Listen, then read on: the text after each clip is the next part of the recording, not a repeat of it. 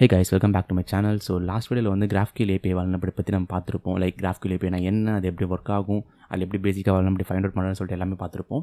இந்த வீடியோ வந்து அதோட கண்டினியூஷன் வீடியோ தான். ஸோ இதில் என்ன பண்ண போகிறோம் அப்படின்னா, இன்னும் 2 லேப் பார்க்க போகிறோம். விச் நமக்கு ஒரு நியூ கான்செப்ட்ஸாகவும் இந்த 2 லேப் இருக்கும்.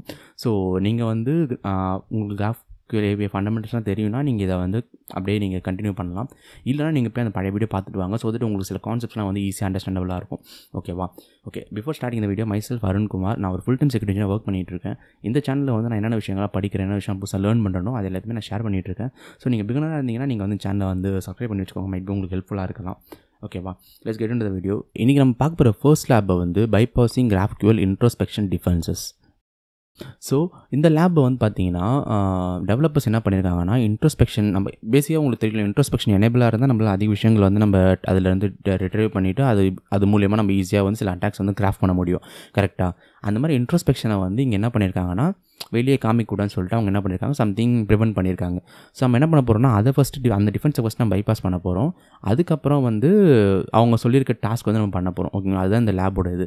ஸோ பேசிக்காக இன்ட்ரோஸ்பெக்ஷன் டிஃபென்சஸ் எப்படி இருக்கும் அப்படின்னா, சம்டைம்ஸ் எப்படி இம்ப்ளிமெண்ட் பண்ணியிருப்பாங்கன்னா, உங்களுக்கே தெரியும், ஸ்கீமான்ற வேர்டு தான் வந்து நம்ம மோஸ்ட்டாக அதில் வந்து யூஸ் பண்ணி நம்ம அந்த இன்ட்ரோஸ்பெக்ஷன் குவரியை வந்து நம்ம கிராஃப்ட் பண்ணுவோம். கரெக்டாக அந்த மாதிரி ஸ்கீமான்ற வேர்டோ டைப்புன்ற வேர்டெல்லாம் வந்துச்சு அப்படின்னா ஆட்டோமேட்டிக்காக என்ன பண்ணுவோம், டெவலப்பர் வந்து அந்த ஒரு ரிஜெக்ட்ஸ் மாதிரி ஃபாலோ பண்ணிவிட்டு அதை வந்து அந்த மாதிரி வந்துச்சுன்னா நீ வந்து ரெஸ்பான்ஸ் வந்து இந்த மாதிரி கொடுக்காத, ஜென்ரிக்காக ஒரு ரெஸ்பான்ஸ் ஏரோ நாட் அலோட அந்த மாதிரி ரெஸ்பான்ஸ் கொடுத்துருன்னு சொல்லிட்டு டிஃபென்சஸ் வந்து வச்சிருக்கலாம். ஸோ நம்ம என்ன பண்ண போகிறோம்னா, அந்த மாதிரி ஸ்கீமா அந்த மாதிரி வேர்ட்ஸ்லாம் வந்துச்சுன்னா நம்ம அடிஷ்னலாக இன்னொரு ஒரு அடிஷ்னல் கேரக்டர்ஸோ சம்திங் அந்த இதை மீட் பண்ணுற மாதிரி சில விஷயங்கள் நம்ம பண்ணுறப்போ ஆட்டோமேட்டிக்காக அந்த டிஃபென்ஸ் வந்து பைபாஸ் ஆகும். ஃபார் எக்ஸாம்பிள் ஒரு கமா போடுறதாகட்டும், ஒரு சிங்கிள் கோட்ஸ் போடுறதாகட்டும், இல்லை ஒரு நியூ லைன் ஸ்டார்ட் பண்ணுற மாதிரி ஆகட்டும், இந்த மாதிரி நம்ம சில கேரக்டர்ஸ் வச்சு ஃபஸ்ட் பண்ணுறப்போ ஆட்டோமேட்டிக்காக வந்து அந்த டிஃபென்ஸ் வந்து பிரேக் பண்ணும். இதுதான் வந்து இன்ட்ரோஸ்பெக்ஷன் பைபாஸ்.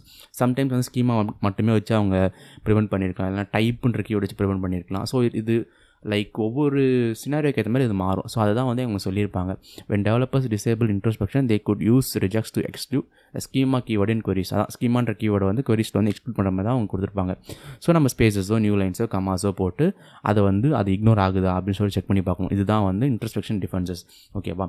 ஸோ அது அப்படி பண்ணோம்னா இந்த மாதிரி தான் query இருக்கும். இன்ட்ரோஸ்பெக்ஷன் query வித் நியூ லைனா இந்த மாதிரி இருக்கலாம் அப்படின்னு சொல்லி சொல்கிறாங்க. அதாவது இங்கே நெக்ஸ்ட் லைனில் வராமல் ஒரே லைனில் கூட வர மாதிரி இருக்குது. ஸோ ஓகேவா? ஸோ இந்த மாதிரி சில டிஃப்ரென்ஸ் பைபாஸ் டெக்னிக்ஸ் நம்ம ட்ரை பண்ணி பார்க்கலாம். ஓகேவா? சம்டைம்ஸ் என்ன ஆகும் அப்படின்னா, எல்லாமே நம்மளுக்கே தெரியும், GraphQL வந்து போஸ்ட் ரெக்வஸ்ட் தான் எல்லாமே போயிட்டுருக்கும். சம்டைம்ஸ் போஸ்ட்டுக்கு பதிலாக கெட்டு வந்து நம்ம ட்ரை பண்ணலாம். கெட்டில் ட்ரை பண்ணுறப்போ இந்த XWWW ஃபார்ம் URL என்கோடன் இருக்குல்ல, அந்த கண்டென்ட் டேபிள் வந்து ட்ரை பண்ணுறப்போ சம்டைம்ஸ் நமக்கு வந்து விஷயங்கள் வந்து பைபாஸ் பண்ணலாம். ஏன்னா போஸ்ட்டில் ஃபிக்ஸ் பண்ணியிருப்பாங்க, போஸ்ட்டில் வந்து அலோவ் பண்ணான்னு சொல்லியிருப்பாங்க. பட் கெட்டில் போடுறப்போ சம்டைம்ஸ் வந்து அந்த டிஃபென்ஸ் வந்து பிரேக் பண்ணிட்டு போகவும் சான்சஸ் இருக்குது. ஓகேவா? ஸோ இதுதான் வந்து டிஃபென்ஸ் பைபாஸோட ஜென்ரல் இன்ட்ரோ. இப்போ அவங்க கொடுத்துக்கிற லேப் என்னன்னா, அது ஓப்பன் பண்ணிக்கலாமே. ஓகே, மற்றது நான் க்ளோஸ் பண்ணிக்கிறேன்.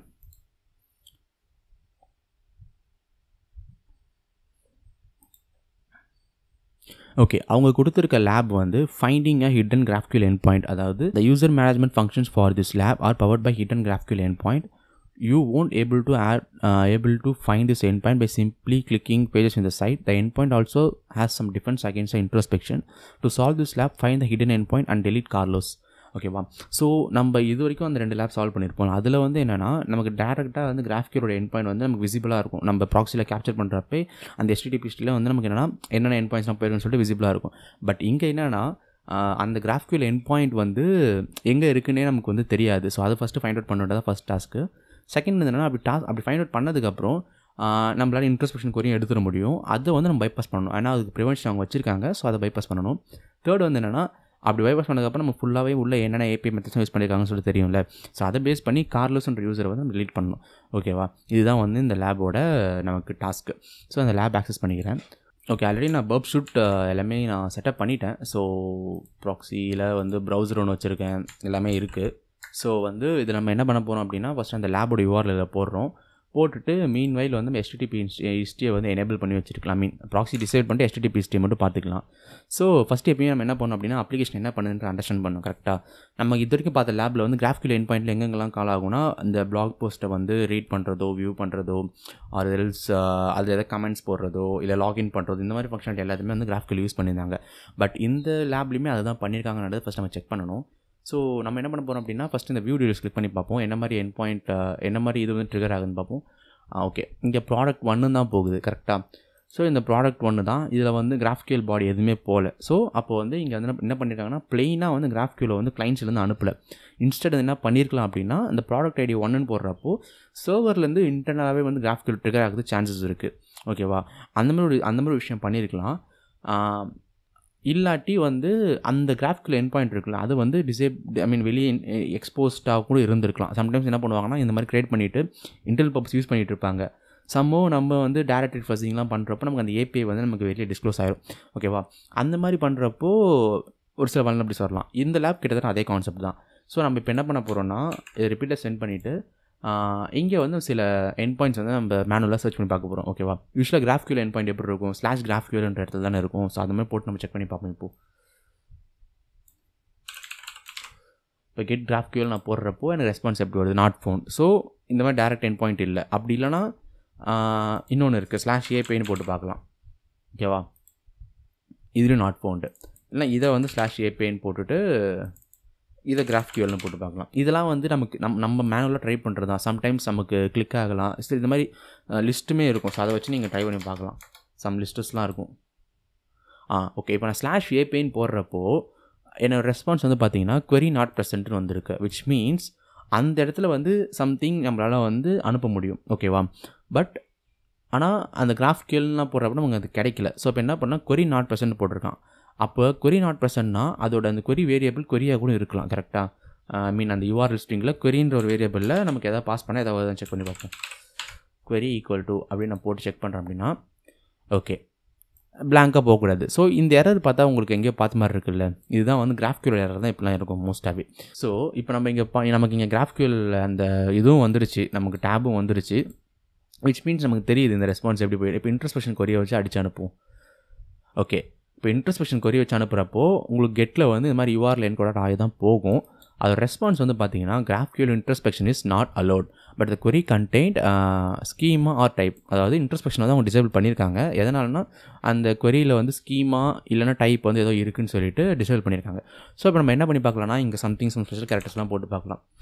இப்படி போட்டால் ஓகே எதுவும் பைபாஸ் ஆகலை.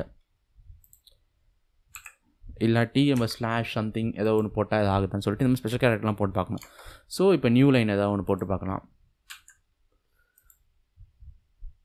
இப்படிலாம் போட்டோன்னா ஐ திங்க் அந்த ஜேசான் ஸ்ட்ரக்சரே பிரேக் ஆகுதுன்னு நினைக்கிறேன். ஸோ நம்ம என்ன பண்ணலாம் அப்படின்னா நியூ லைனுக்கு இப்படி ட்ரை பண்ணி பார்ப்போம். நியூ லைன்னா ஆட்டோமேட்டிக்காக நியூ லைன் அப்போ ஓகே. பார்த்தீங்களா அந்த ஸ்கீமாக்கு அப்புறம் ஒரு நியூ லைன் போடுறப்போ உங்களுக்கு வந்து அந்த ரெஸ்பான்ஸில் வந்து அந்த இதை பைபாஸ் ஆகிடுச்சு. விச் மீன்ஸ் நம்ம வந்து இந்த இடத்துல இதையும் மைனஸ் பண்ணி பார்த்தா எப்படி ஆகுது. ஓகே.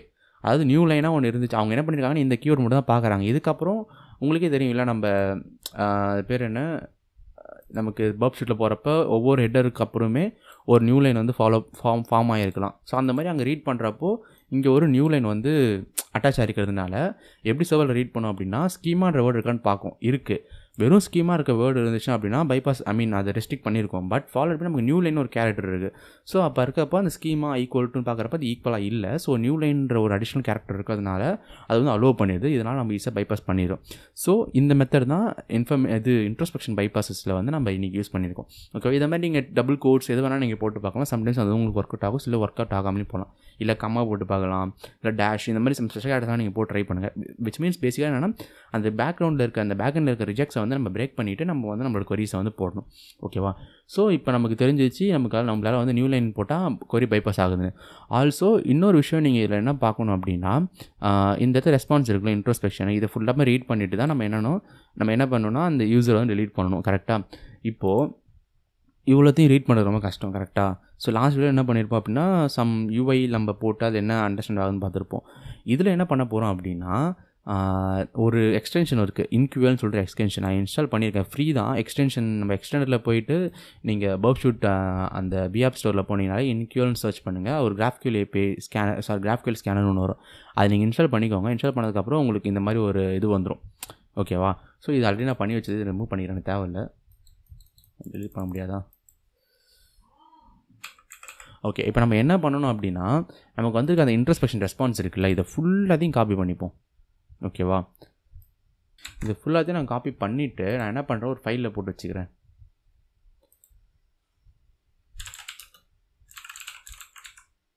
JSON ஃபார்மேட்டில் நம்ம அது போட்டு வச்சுக்கணும். ஓகேவா?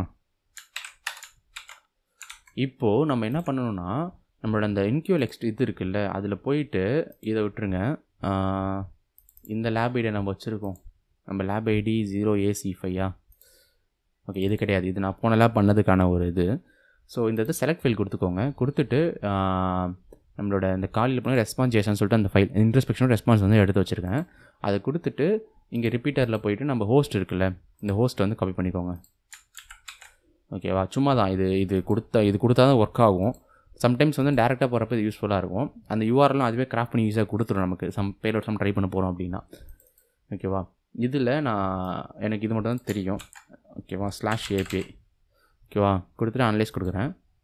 இப்போ இது என்ன பண்ணும் அப்படின்னா நம்மளோட ரெஸ்பான்ஸ் இருக்குல்ல, அது எல்லாத்தையுமே அனலைஸ் பண்ணிவிட்டு அதில் மியூட்டேஷனில் கொரி ஏதாவது வச்சுருக்கோம், மியூட்டேஷன் சம்திங் பாடி வச்சுருக்காங்களா இல்லை கொரிஸ் வச்சுருக்காங்கன்னு சொல்லிவிட்டு நம்ம ஸ்ப்ளிட் பண்ணி எப்படி நமக்கு வந்து இந்த சைட் மேப்பில் காமிக்கும் அந்த மாதிரி இதில் காமிச்சிடும். ஸோ இதை பேஸ் பண்ணி நம்ம என்ன பண்ணோம் அப்படின்னா ஈஸியாக அதை காப்பி பண்ணி நம்ம போய்ட்டு ரிப்பீட்டரில் போட்டு நமக்கான ஆக்ஷன்ஸ் வந்து ட்ரிகர் பண்ணிக்கலாம்.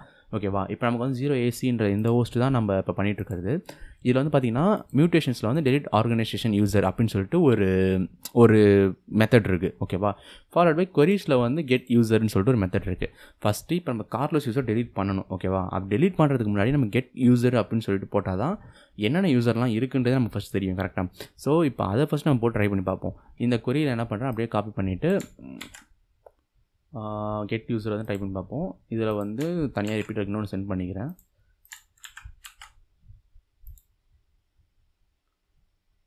Invalid system token. ஓகே, இந்த இடத்துல ஐடி பதிலாக நான் என்ன பண்ணுறேன் இருக்குன்னு சொல்லியிருக்கு, அதுக்கு பதிலாக 1 போடுறேன்.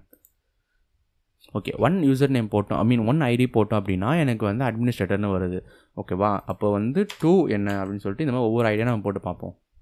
ஓகே, வெயினர் இது நான் உங்களுக்கு டெலீட் பண்ண சொல்லலை, நமக்கு சொன்னது வந்து கார்லோஸ். ஓகே, கார்லோஸோட யூசர் ஐடி வந்து 3. ஸோ அப்போ வந்து இப்போ நீங்கள் என்ன பண்ணணும்னா அந்த என்க்யூரில் போயிட்டு நம்ம டெலிஷனுக்கு ஒரு இது இருந்துச்சுல்ல, அங்கே யூசர் இன்புட் வந்து டெலிட் ஆர்கனைசேஷன் வந்து ஐடி தான் மோஸ்ட்டாக இன்புட்டாகவே இருக்கும். ஸோ அதை நம்ம கொடுத்து நம்ம டெலிட் பண்ண முடியுதான்னு செக் பண்ணி பார்க்கணும். இப்போ ஐடி நமக்கு எடுத்துட்டோம், நம்ம 3ன்ற வேல்யூ வந்து கெட் யூசர் வச்சு நம்ம ஐடி எடுத்துட்டோம். ஸோ இப்போ அதை வச்சு நம்ம டெலிட் பண்ணி பார்க்க போகிறோம். இதை நான் காப்பி பண்ணிக்கிறேன், எனக்கு இது அங்கேயே இருக்கட்டும். காப்பி சரியாக பண்ணல, நான் காப்பி பண்ணிட்டேன். இப்போ அந்த யூசர் இன்புட்டுக்கு வந்து நான் என்ன பண்ணுறேன் 2 கொடுக்குறேன். ஏன்னா வெயின் ஃபஸ்ட் டெலிட் பண்ணி பார்ப்போம் டெலிட் ஆகுதான்னு. Input value 2. ஓகே, எப்படி இருக்கா? ஸோ நம்ம இப்படி பாஸ் பண்ணலாம். இந்த இடத்துல ஐடி போட்டுட்டு 2 அப்படி நம்ம பாஸ் பண்ணோன்னா எப்படி போகுது? ஓகே, இப்போ நம்ம இந்த மாதிரி பாஸ் பண்ணுறப்போ நமக்கு வந்து தெரிஞ்சிருச்சு இப்படி தான் ஆக்சுவலாக GraphQL இன்புட்டே வந்து அக்செப்ட் பண்ணிக்கும். சப்போஸ் இப்படி இல்லைனா வேரியபிள் நம்ம பாஸ் பண்ணி அனுப்பணும், நமக்கு இந்த மெத்தட்லேயே போய்க்கலாம். ஃபாலோட் பை ஆக்ஷன் இன்புட் கொடுத்துட்டு அதுக்கு என்ன கீ வேல்யூ அந்த ஃபீல்ட் அண்ட் அதோட வேல்யூ வந்து கொடுக்குற மாதிரி இருக்கும். நான் 1 கொடுக்குறேன், 1 டெலிட் பண்ண முடியல because administrator cannot be deleted. ஓகேவா? ஸோ ஒரு இது ஆக்சஸ் கண்ட்ரோல் வச்சுருக்காங்க. இப்போ வந்து 2 கொடுத்தோம்னா கார்லோஸ் டெலிட் ஆகுதான் செக் வெயினர் டெலிட் ஆகுதான் செக் பண்ணிப்போம். ஐ திங்க் டெலிட் ஆயிடுச்சுன்னு நினைக்கிறேன், ஏன்னா அப்போ ரெஸ்பான்ஸ் ப்ராப்பராக வருது. இப்போது நம்ம கார்லோஸை தூக்கிடலாம். ஓகே, கார்லோஸும் டெலிட் ஆகிடுச்சு. நீங்கள் எப்படி செக் பண்ணலாம்னா நம்ம கெட் யூசர் இருக்குல்ல, அதை நீங்கள் போட்டு பார்க்குறப்போ நமக்கு யூசர் நாட் ஃபவுண்டுன்ற மாதிரி தான் வரணும், யூசர் நல். ஓகேவா? ஸோ அதை வச்சு ஈஸியாக கண்டுபிடிச்சிட்டோம், நம்ம டெலிட் பண்ண முடியுது. இங்கே வந்து என்னென்னா ப்ரோக்கன் ஆக்சஸ் கண்ட்ரோல் தான் ஃபஸ்ட்டு வல்னரபிலிட்டி. சரி, ப்ரோக்கன் அத்தன்டிகேஷன் தான் ஃபஸ்ட்டு. ஏன்னா அத்தன்டிகேஷன் இல்லாமல் தான் இவ்வளோ ஆக்ஷன்ஸும் பண்ணிகிட்டு இருக்கோம், அது பண்ணலாம். இன்னொன்று ஆக்சஸ் கண்ட்ரோலும் இங்கே பிரேக் ஆகிருக்கு. ஏன்னா அட்மினுக்கு மட்டும் தான் டெலிட் பண்ணுற ஆக்சஸ் இருக்கணும், பட் இது வந்து எல்லாருக்குமே இருக்குது. ஸோ அத்தன்டிகேஷனே சொல்லலாம், மெயினாக ப்ரோக்கன் ஆக்சஸ் கண்ட்ரோலையும் நம்ம சொல்லலாம். நீங்கள் டிபெண்ட்ஸ் ஆன் நம்ம சிச்சுவேஷன் பொறுத்து அந்த வல்னரபிலிட்டி நம்ம கிராஃப்ட் பண்ணிக்கலாம். ஸோ இதுதான் இந்த லேபோட விஷயம். ஓகே, இப்போ நம்ம அடுத்த பார்க்க போகிற லேப் வந்து பார்த்திங்கன்னா பைபாசிங் ரேட் லிமிட்டிங் யூசிங் ஆலியாசஸ்ன்னு சொல்லிட்டு ஒரு லேப் பார்க்க போகிறோம். ஆலியாஸ்னால் என்னென்னு தெரியணும் அப்படின்னா நீங்கள் அந்த ஃபஸ்ட் வீடியோ பார்த்தா உங்களுக்கு ஈஸியாக புரியும். அதை தான் ஃபண்டமெண்டல்ஸாக கவர் பண்ணியிருக்கேன்னு சொல்லியிருந்தேன் இல்லையா? ஸோ நீங்கள் அதை பார்த்துட்டு இருந்தீங்கன்னா உங்களுக்கு ஈஸியாக அது புரியும். ஸோ இப்போ நம்ம என்ன பண்ண போகிறோம்னா இந்த லேபில் என்னென்னா ரேட் லிமிட்டிங்கை வந்து அவங்க எனேபிள் பண்ணியிருப்பாங்க, நம்ம சர்வருக்கு எப்பயும் பண்ணுற பண்ணியிருப்பாங்க. ஸோ அதை வந்து பைபாஸ் பண்ணிவிட்டு நம்ம ப்ரூட் ஃபோர்ஸ் பண்ணி சம் க்ரெடென்ஷியல்ஸ் வந்து எடுக்க போகிறோம். இதுதான் நம்மளோட டாஸ்க்காக இருக்க போகுது. ஸோ இங்கே வந்து இவ்வளோ விஷயம் கொடுத்துருக்காங்க, நான் இது வந்து லேபோட உங்களுக்கு எக்ஸ்பிளைன் பண்ண சொல்லிட்டு உங்களுக்கு ஈஸியாக அண்டர்ஸ்டாண்ட் ஆகும். ஓகேங்களா? ஸோ இந்த லேப் வந்து ஆக்சஸ் பண்ணிக்கலாம். ஓகே, இந்த லேபில் என்ன சொல்லியிருக்காங்கன்னா the user login mechanism for this lab is powered by GraphQL API. The API endpoint has a rate limiter that returns an error if it receives too many requests from the same origin in short space of time. என்ன சொல்லியிருக்காங்கன்னா இந்த lab வந்து GraphQL API தான் பண்ணியிருக்காங்கன்னு சொல்லிட்டாங்க. இந்த GraphQL APIக்கு வந்து rate limiting வந்து செட் பண்ணியிருக்காங்க. ஸோ கண்டினியூஸாக ஒரே ஹோஸ்ட்லேருந்து அடிக்கிறப்போ ஒரே ஆர்ஜின்லேருந்து அடிக்கிறப்போ இது வந்து நம்மளால் பைபாஸ் அது வந்து சம் மெக்கானிசம் மூலிமா அதை பிளாக் பண்ணும் அப்படின்னு சொல்லியிருக்காங்க. இப்போ நம்ம இதுதான் ஃபஸ்ட்டு பைபாஸ் பண்ணணும். ரெண்டாவது அப்படி பைபாஸ் பண்ணதுக்கப்புறம் கார்லோஸ்ன்ற ஒரு யூசர் இருப்பான். அவனோட நம்ம ப்ரூட் ஃபோர்ஸ் பண்ணி அவனோட க்ரெடென்ஷியல்ஸ் ஸ்டீல் பண்ணினா அவனை லாகின் பண்ணி செக் பண்ணி பார்க்கணும். இதுதான் வந்து இந்த லேபோட பேசிக்கான ஒரு விஷயம். ஓகேங்களா? ஸோ இப்போ வந்து என்ன பண்ணிக்கலாம், ஆக்சுவலாக லேப் ஆக்சஸ் பண்ணிக்கிறேன். ஓகே, நமக்கு வந்து லேப் ஆக்சஸ் பண்ணிட்டோம். ஸோ இப்போ நம்ம என்ன பண்ண போகிறோம் அப்படின்னா, இந்த லேபோட URL காப்பி பண்ணிவிட்டு நம்மளோட பக்ஷூட் அந்த குரோமியமில் போய் போடுவோம். போட்டுட்டு இது வந்து ரொம்ப ஸ்ட்ரெயிட் ஃபார்வர்டு தான். அவங்க வந்து பெருசாலாம் சொல்ல, ஏன்னா GraphQL API எண்ட் பாயிண்ட் வந்து எனேபிளாக தான் இருக்குது. ஸோ ஈஸியாக நம்ம ஃபைண்ட் அவுட் பண்ணிடலாம். ஸோ இது ஒரு நார்மல் அப்ளிகேஷன் தான், பிளாக் அப்ளிகேஷன் தான். இதில் மை அக்கௌண்ட்ன்ற இடத்துல தான் வந்து நம்ம லாகின் பண்ண போகிறோம். ஸோ இது லாகின் பண்ணுறப்ப பேரலாக வந்து நமக்கு என்னென்ன ரெக்வஸ்ட் போகுதுன்றது நம்ம செக் பண்ணிகிட்டே இருப்போம். ஓகேவா? ஸோ அவங்க இப்படி தான் ஒரு க்ரெடென்ஷியல் கொடுத்துருப்பாங்க, வெயினர் சம்திங் ஒரு இது சம்திங். நம்ம என்ன பண்ணுவோம், ரேண்டமாக போட்டு அந்த API ஃபஸ்ட் அண்டர்ஸ்டாண்ட் பண்ணிப்போம். ஓகேங்களா? ஸோ இதில் வந்து இப்போ நான் லாகின் கிளிக் பண்ணுறப்போ ஒரு GraphQL எண்ட் பாயிண்டில் ரெக்வஸ்ட் போகுது. GraphQL/v1ல் கெட் ரெக்வஸ்ட் போகுது. சாரி, போஸ்ட் ரெக்வஸ்ட் ஒன்று போயிருக்கு. இது ரிப்பீட்டட் நான் சென்ட் பண்ணிக்கிறேன். சென்ட் பண்ணிட்டு நம்ம சும்மா ரெக்வஸ்ட் இனிஷியேட் பண்ணி பார்ப்போம். பார்க்குறப்போ இங்கே வந்து டோக்கன் வருது. மேபி ஒரு செஷன் டோக்கன் இல்லை ரேண்டம் டோக்கனாக இருக்கலாம். And then followed by success வந்து ஃபால்ஸ்னு வருது.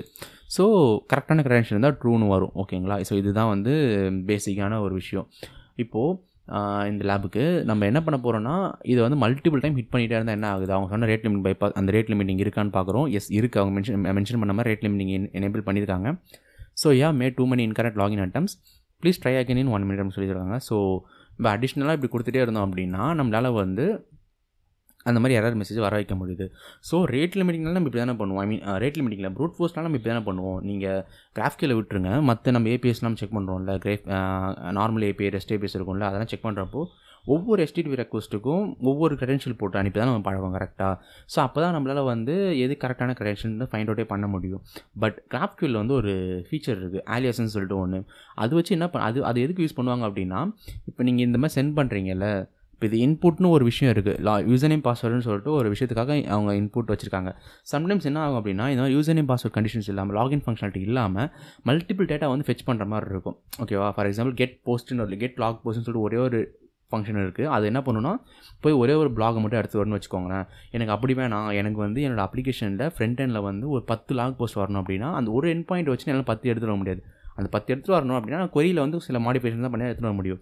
பட் இல்லை, நான் கொரியை வந்து இப்படி தான் எழுதியிருக்கேன், எனக்கு வந்து ஒன்று தொட்டா ஒன்று தான் வரணும் எழுதியிருக்கேன் அப்படின்னா அப்போ என்ன பண்ணுவாங்கன்னா, ஆலியாஸ்ன்னு சொல்லிட்டு யூஸ் பண்ணுவாங்க. அது என்ன பண்ணும் அப்படின்னா, ஒரு குட்டி வேரியபிள் மாதிரி உங்களுக்கு கொரியிலே அப் அண்ட் ஆகிக்கும். ஓகேவா? லைக் வந்து இப்போ ப்ராடக்ட் 1 அப்படின்னு சொல்லிட்டு கோலன் போட்டுட்டு நீங்கள் அந்த கொரியை மட்டும் போட்டிங்கன்னா அது ப்ராடக்ட் 1ன்றது ஒரு ப்ராடக்டாக வந்துடும். இந்த மாதிரி ப்ராடக்ட் 2, ப்ராடக்ட் 3, ப்ராடக்ட் 4ன்னு சொல்லிட்டு போட்டு ஒரு ரெக்வஸ்ட்லேயே வந்து உங்களால் என்ன பண்ண முடியும்னா 10 டேட்டாவுமே அந்த ஒரு ரெக்வஸ்ட் வந்து உங்களால் வரைக்க முடியும். ஸோ இந்த ஃபீச்சர்ஸ் என்ன பண்ணலாம் அப்படின்னா, இப்போ நம்ம ப்ரூட் ஃபோர்ஸ் பண்ணுறப்ப என்ன பண்ணுறோம், ஒரு HTTP ரெக்வஸ்ட் தான் நம்மளோட கிளைண்ட்லேருந்து சர்வர் காமிச்சிட்டே இருக்கும். ஸோ அப்போ அது என்ன பண்ணுறது, மல்டிபிள் HTTP ரெக்வஸ்ட் வந்துருன்னு சொல்லிட்டு அந்த எங்கேருந்து அந்த ஆரிஜின்லேருந்து வந்துச்சோ அந்த ஆரிஜினை பிளாக் பண்ணிடுது. ஸோ பட் GraphQL ஒரு ஃபங்க்ஷனாலிட்டி இருக்குது. ஒரு HTTP ரெக்வஸ்ட்னாலே உங்களால் மல்டிபிள் மெத்தட்ஸ் வந்து உள்ளே கால் பண்ணிக்க முடியும்னு சொல்லிட்டு ஒரு ஃபங்க்ஷனாலிட்டி இருக்குல்ல, அதுதான் ஆலியாஸ்ன்னு சொன்னேன். ஸோ அதை பேஸ் பண்ணி நம்ம என்ன பண்ண போகிறோம் அப்படின்னா, இந்த ரெக்வஸ்ட் அது மாதிரி கிராஃப்ட் பண்ணிவிட்டு நம்ம வந்து அந்த அட்டாக் வந்து ப்ரொசீட் பண்ண போகிறோம். ஓகேவா? ஸோ இதில் வந்து அது ஃபார்ம் பண்ணுறதுக்கு வந்து நம்ம என்ன பண்ணோம்னா, ஃபஸ்ட்டு GraphQL இது எப்படி இருக்கு பார்ப்போம். இதில் எப்படி இருக்குன்னா, மியூட்டேஷன் அதான் கிரியேட் ரீட் அப்டேட் அந்த ஸ்டப் இதில். ஸோ மியூட்டேஷன் கண்டிப்பாக இருக்கும். லாகின் சொல்லிட்டு ஒன்று இருக்குது. இதில் லாகின் இன்புட்னு ஒன்று இருக்குது. ஸோ இந்த இன்புட்டு தான் வந்து நமக்கு இங்கே கால் பண்ணியிருப்போம். ஓகேங்களா? இந்த இன்புட்டு தான் இங்கே கால் பண்ணியிருப்போம்.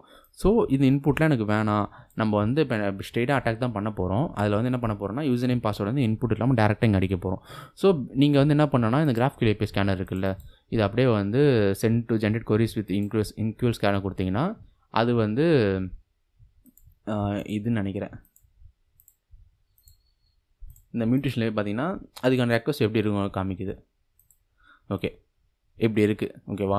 ஸோ இங்கே லாகின் இன்புட்டில் நம்ம இந்த மாதிரி நம்ம ஃபஸ்ட்டு அந்த வேரியபிள் கான்செப்ட் நம்ம யூஸ் பண்ண வேணாம், ஏன்னா நம்ம ஆலியாஸும் யூஸ் பண்ண போகிறோம். ஸோ டேரெக்டாக வந்து வேரியபிள் தூக்கிட்டு அந்த ரெக்வஸ்ட்டை எப்படி கிராஃப்ட் பண்ணுவோம் நம்ம. இப்போ எனக்கு லாகின் இன்புட் இருக்குது. இந்த இடத்துல எனக்கு இப்படி இந்த இன்புட் இப்படி வராமல் நான் வந்து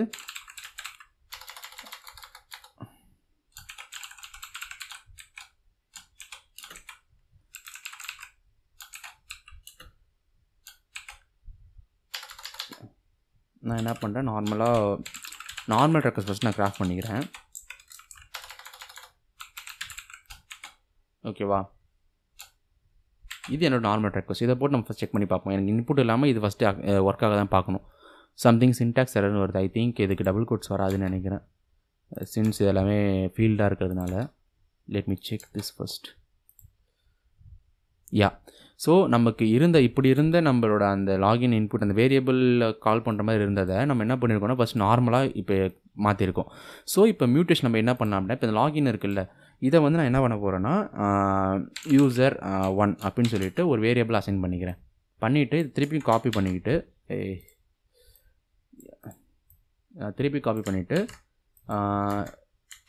user 1 2 போட்டேன் நாங்கள். சரி, 1 போடுவோம்.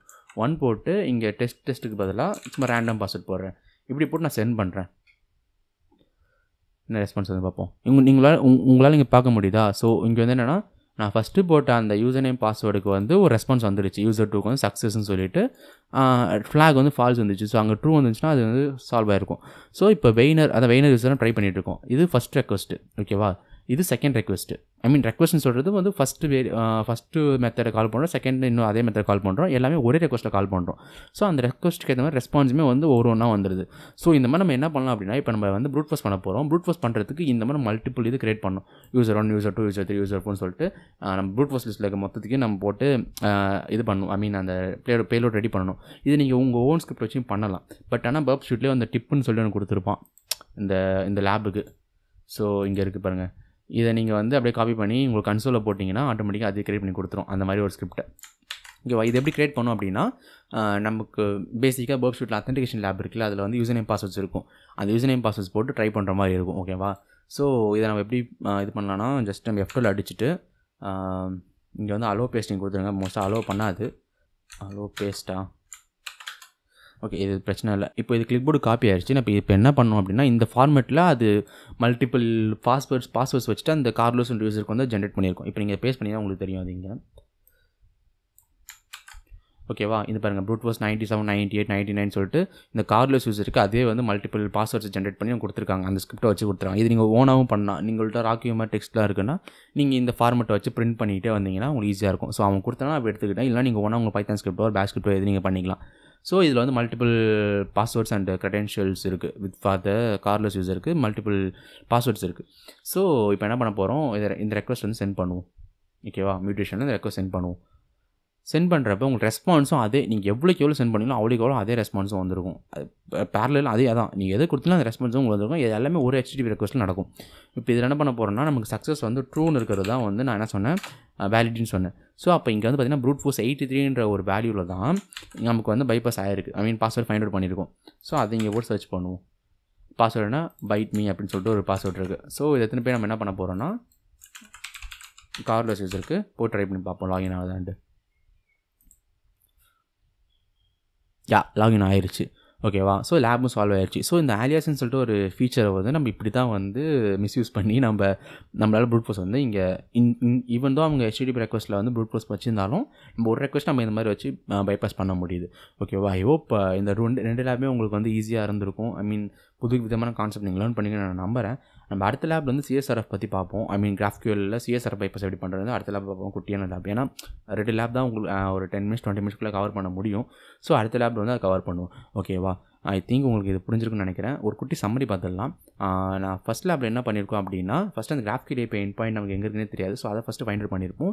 அது பண்ணினதுக்கப்புறம் நம்ம அந்த இன்ட்ரோஸ்பெக்ஷன் சொல்லிட்டு ஒரு விஷயத்தை வந்து அவங்க சம்மவ் வந்து டிஃபென்ஸ் பண்ணியிருப்பாங்க. ஸோ அதை வந்து பைபாஸ் பண்ணுவோம். ஃபஸ்ட்டு ஃபைண்ட் அவுட் பண்ணிட்டு இதை வந்து பைபாஸ் பண்ணுவோம். பண்ணதுக்கப்புறம் அந்த டெலிஷன் query எடுத்து நம்ம வந்து அந்த யூசர் டெலீட் பண்ணுவோம். அந்த யூசரோட ஐடி தெரியாத காரணம் நம்ம என்ன பண்ணியிருப்போம்னா, கெட் யூசர் போட்டு அந்த ஐடியோட வேல்யூ எடுத்து நம்ம டெலிஷன் ப்ராசஸ் பண்ணியிருப்போம். இதுதான் ஃபஸ்ட் லேபில் கவர் பண்ணியிருப்போம். ஸோ செகண்ட் லேப் வந்து அந்த ஆலியாஸ்ன்னு சொல்லிட்டு ஒரு ஃபீச்சர் இருக்கிறதுனால GraphQLல நம்ம வந்து அந்த ஃபீச்சர் யூஸ் பண்ணி ஆட்டோமேட்டிக்காக அந்த ரேட் லிமிட்டிங்கை வந்து எப்படி பைபாஸ் பண்ணுறதுன்னு சொல்லிட்டு நம்ம வந்து இதில் பார்த்துருப்போம். லைக் ஈவன் ரேதர் தென் இந்த HTTP ரெக்வஸ்ட் ஒன்று அனுப்புறதுக்கு பதிலாக ஒரே ரெக்வஸ்ட் எப்படி மல்டிபிள் ரெக்வஸ்ட்டை வந்து ஃப்ரேம் பண்ணி அனுப்புறதை வந்து லேர்ன் பண்ணியிருப்போம். அது பைபாஸ் ஆகிருக்கும். ஓகேவா, ஸோ இந்த வீடியோவில் நம்ம 2 லேப் கவர் பண்ணியிருக்கோம். நெக்ஸ்ட் வீடியோ வந்து CSRF எக்ஸ்பைட் எப்படி பைபாஸ் பண்ணுறதுன்றது GraphQL API செக் பண்ணி பார்ப்போம். ஓகேவா, I think that's it for the video guys. Take care, by.